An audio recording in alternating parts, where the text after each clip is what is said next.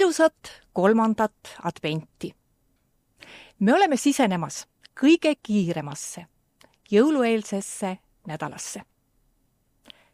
Kuidas selles kiiruses ka jõule tunnetada?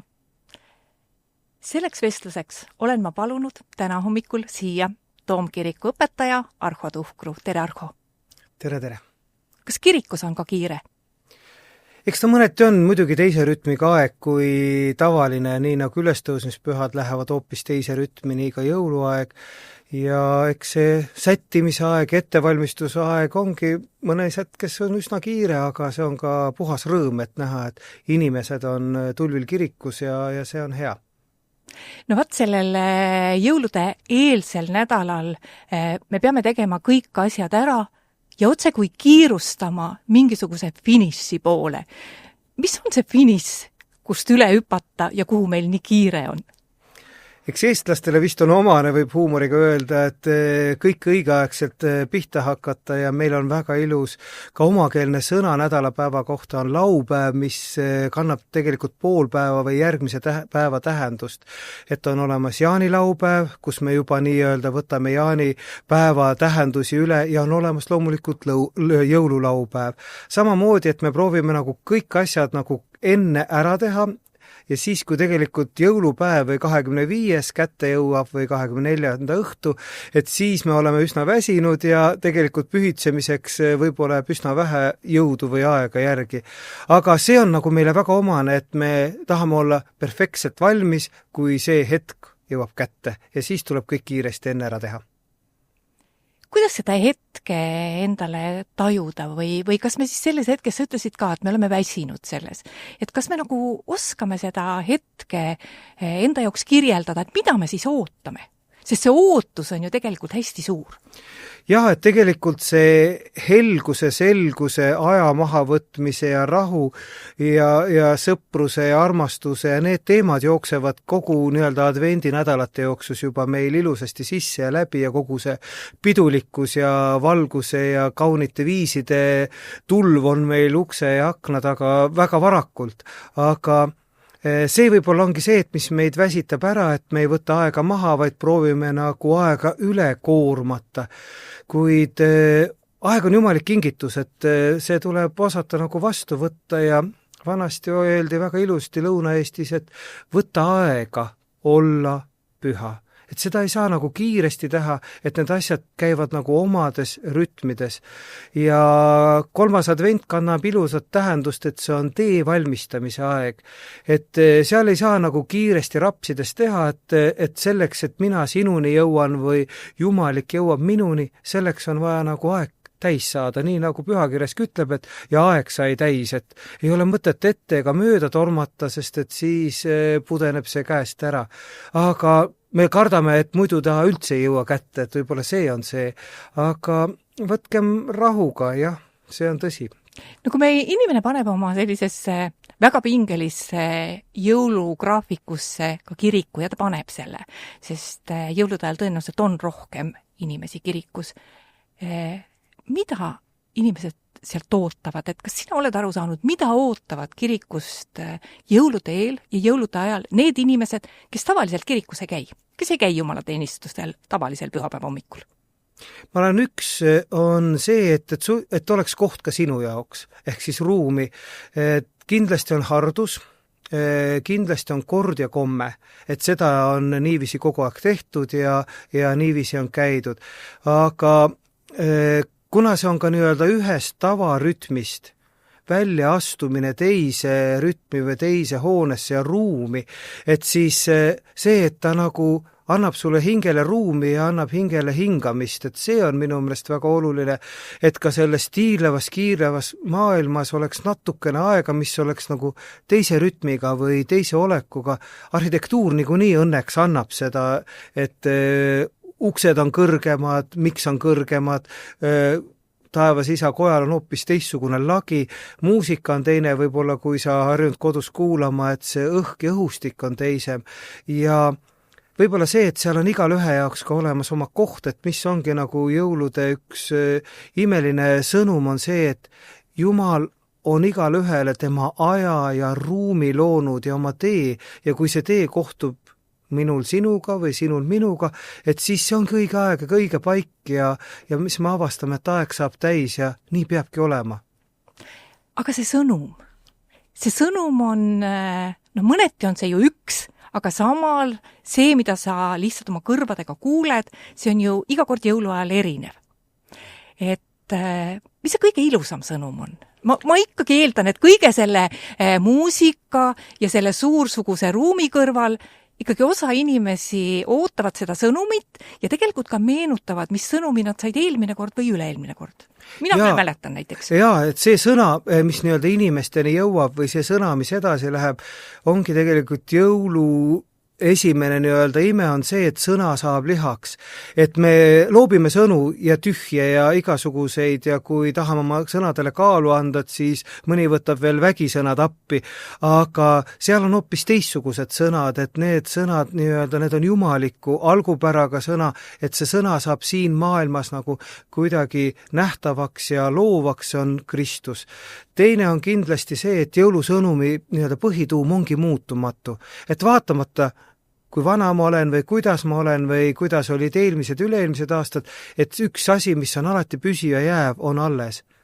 Kuid mõista seda, et kuidas jumalik sõnum nii-öelda tuleb siia maailma, saab luusse ja lihasse, ehk siis Kristusesse, Jeesusesse, sellesse väikesesse lapsesse seal jõulusõimes või loob seda hardust või võtabki hetkeks sul selle kiire maha, on imelik ja imeline, et minu meelest ongi tegelikult ühtmoodi jõulusõnum on väga lihtne, ülimalt lihtne, et ja teiseti väga keeruline. Keeruline selles mõttes, kuidas ajalik suudab vastu võtta ajatut, mõõtmatu, mõõdetavat, jumalik, inimlikku, et kuidas kõigeväeline Jumal saab väikesesse jõululapsesse sündida, aga teisalt see on imelihtne. Seda saab iga väikegi laps aru, et jõuluaeg on Jeesuse sünd või ongi niisugune pühalik ja lõpuks võiks ütelda inimlikus mõistes, et jõuluajal tehkem nii, nagu Jumal tegi, saa inimeseks.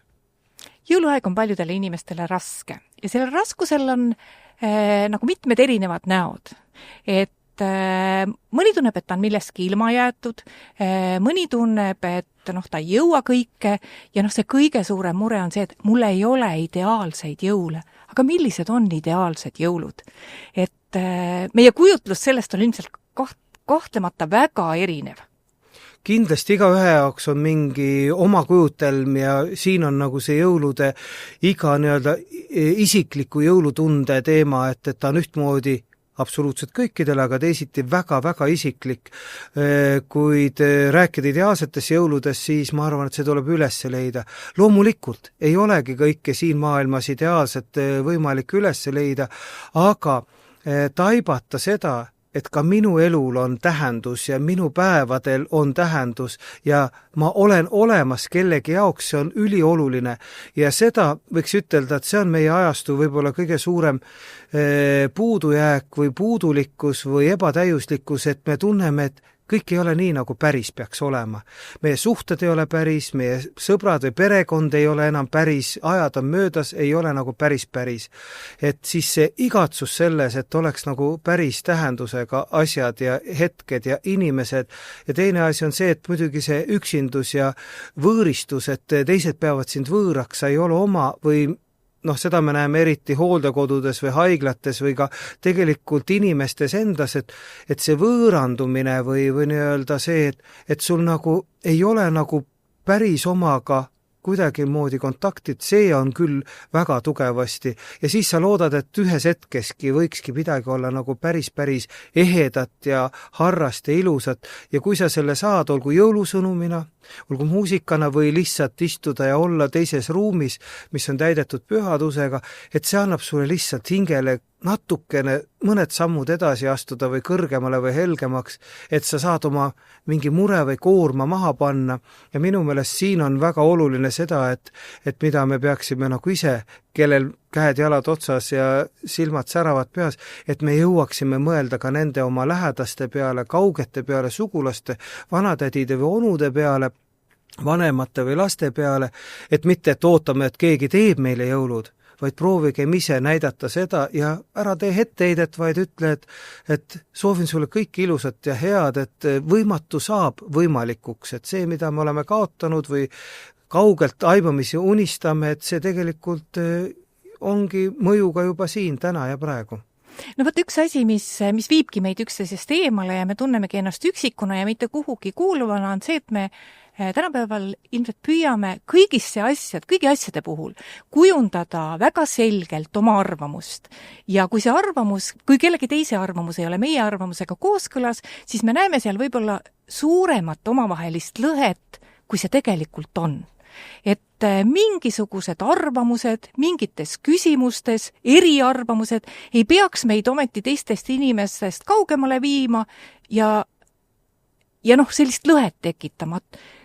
Kuidas öelda endale, et ma vähemalt jõulude eel viskan selle hetkeks kõrvale ja saan ühe laua taga istuda ka inimesega, kelle arvamused ei ole samasugused kui minu omad?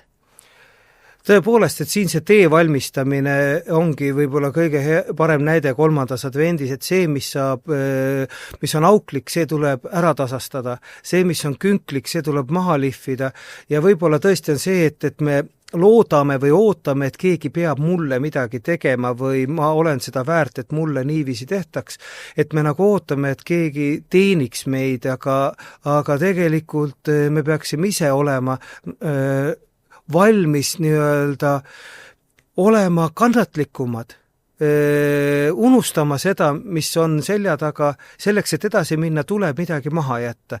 Advendiaeg on ootuse ettevalmistamise aeg, et mõned kimpsud, kompsud ja koormad tuleb lihtsaltki maha jätta, et sa ei jõua kogu selle koormaga lihtsalt edasi minna ja tuleb leppida asjadega, mida me ei suudagi muuta ja muuta vaid seda, mis meil on antud ja siis hakkab hingel ka natukene kergem ja näitab ehk taevas ka sulle helgemat palet ja kui sa inimesele lähed sõbralikuna, helgena ja selgena, et siis reeglina ta ei näita sulle oma raudhambaid ja ega ei hammusta sind, vaid võtavad üsna soojalt sind vastu. Seda ma näen, kuidas võõrad inimesed meil suures ruumis, kus jäetaksegi kilakola igapäevasest asjast, jäetakse tihti natuke ukse taha ja siis võetakse teist. Muidugi võõrast on kergem võtta, sest et meil puudub minevik, aga seda võiks ka omadega teha samamoodi. Võt on see tore väljend ikka jõuluks koju. Selge on see, et inimesed, kes on ka kaugel, tulevad jõuluks koju, mõneti ka sellepärast, et jõulude ajal on see võimalik, on palju vabu päevi ja nii edasi. Aga kas see on ainus? Miks on see nii tähtis olla jõulude ajal kodus? Jõulude ajal kodus on tähtis olla mitte ainult füüsiliselt, vaid just ka oma hingeliselt, et see, et ma olen nüüd koju jõudnud, et see on see paik, kus on mu juured või mu mälestused või see, mis on minu kindlus.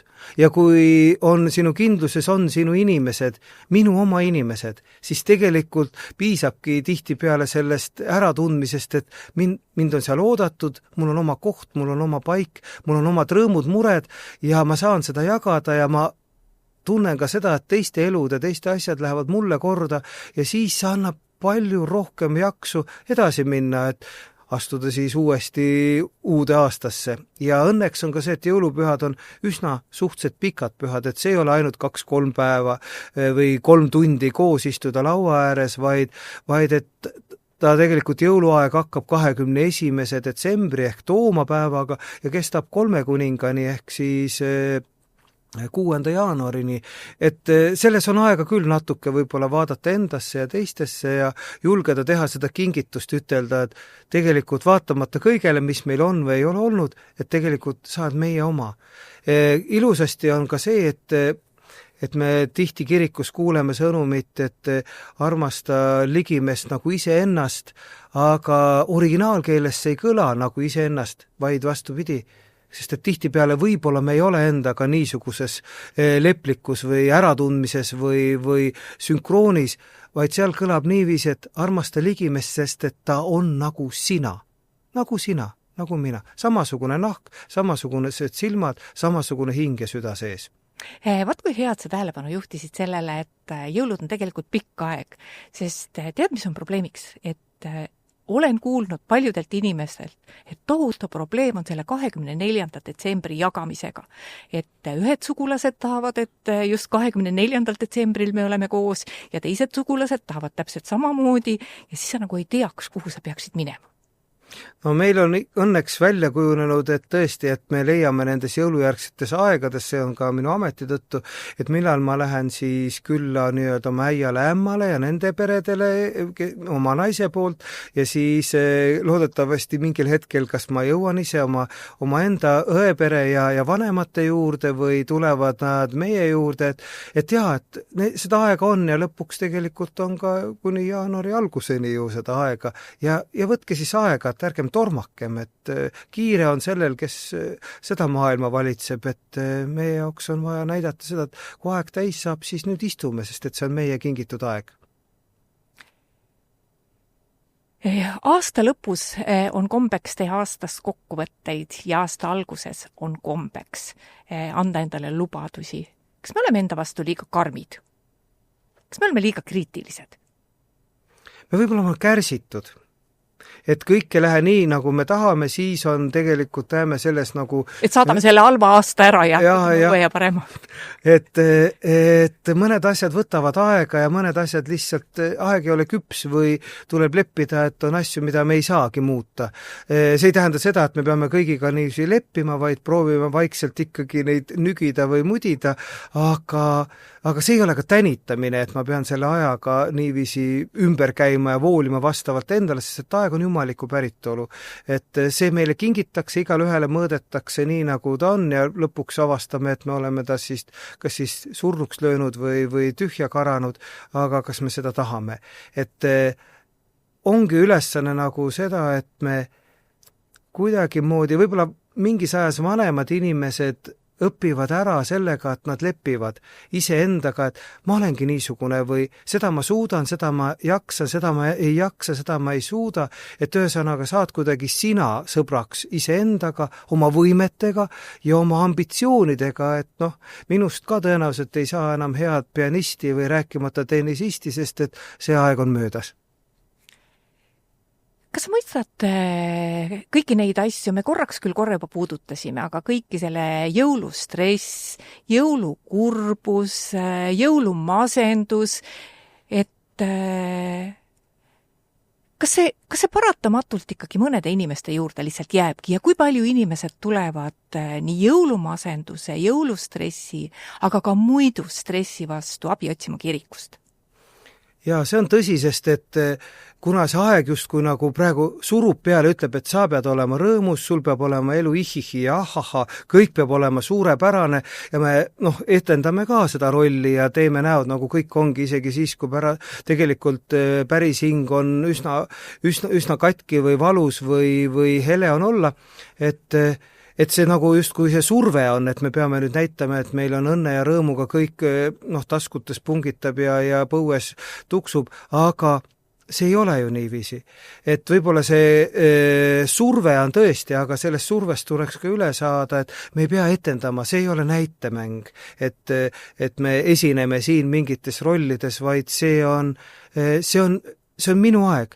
Ja kui me mõtleme kas või jõulude peale esimese aeg, ega siin ei olnud ka kergete mingid ihihid ja ahahad, eks ju. Maarja on lapseootel, ta on võõras kohas.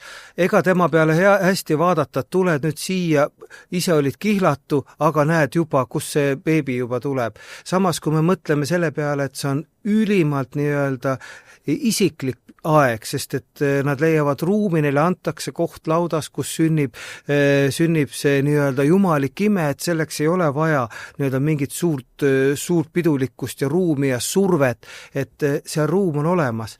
Ja teine asi on see, et kui me mõtleme kas või karjaste teemade peale, need ei ole mingid palbed tegelased, nad tulevad ühiskonna ääremaalt omal ajal. Karjan oli see, kes lammaste ja sikkudega pidi hakkama saama, seal ei ole niisugused rohumaad nagu meil siuksed suured Eesti karjamaad, et vaid seal on ikkagi ellujäämise teema. Ja siis need üsna karedad ja lihtsakoelised mehed tunnevad ära, et nende jaoks on ka asi oluline ja nende jaoks toob see rõõmu on jumaliku päritolu, sest et seda saab olla alati järjest suuremat. Ja seda, et tunnevad ära. Hiljem me näeme seda, et siis kui jõuluteema läheb üle nii-öelda hommikuma tarkade kohtumiseks, et see on nagu kogu ilmale, kogu maale, et see on nagu kõigile kuningakojast kuni päikesetõusuni ja loojanguni, et see on nagu teine külg. Et seda survet on, aga me ei pea mängima või olgem päris. Ma tulen korraks veel selle üksinduse juurde. Et võib-olla inimestel, kes on kogu aeg seltskonnas, nad ei saagi aru, millest räägivad need inimesed, kes ütlevad, et neil pole kellegagi rääkida ja ta on üksi. Aga kas üksi olemisel on ka plusspooli? Jaa, et tõesti üksi olemine on kahe otsaga asi, et seda üksindust või seda kurbust, sest et aeg ju nõuaks olla, et kõik on õnnelikud ja kõikidel on hästi ja seetõttu kirikul on loomulikult neid kõnelusi ja inimesi, kes nii-öelda otsivad või ootavad, et midagi nendel ajal annaks nagu erksamat tähendust, jumet ja värvi, et seda on kindlasti rohkem ja ma arvan, et inimesed võivad olla dramaatilisemad selles ajas.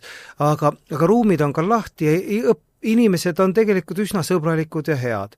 Ja kui sa saadki astuda nii-öelda linnakärast ja möllust, Tallinn on suur linn, et siin õnneks neid ruume on, et kirikus on seda ruumi, et sa leiad seal vaikse pingikese või nurgakese ja kui me räägime ka teenistustest, siis ma võin ütelda, et üks paarkümmend või veerand inimestest on see, et laske mul olla minuga, iseendaga, et väga armas, et ilus muusika, ilus teenistus, ilusad sõnad, aga las ma istun siin ja olen iseenda ja oma mõtetega ja see on võib-olla settimise aeg ja minu meelest ongi see, et siis kõige olulisem nii-öelda saab settida ja meil ongi vaja aega maha võtta, et olla püha, mõelda asjadele, mille peale võib-olla igaspäevas ei mõtle, aga ka mõelda nende peale, et tänu kellele ma üldse siin või sellisena olen, neid, keda ei näe, aga need, kes on ometi olemas.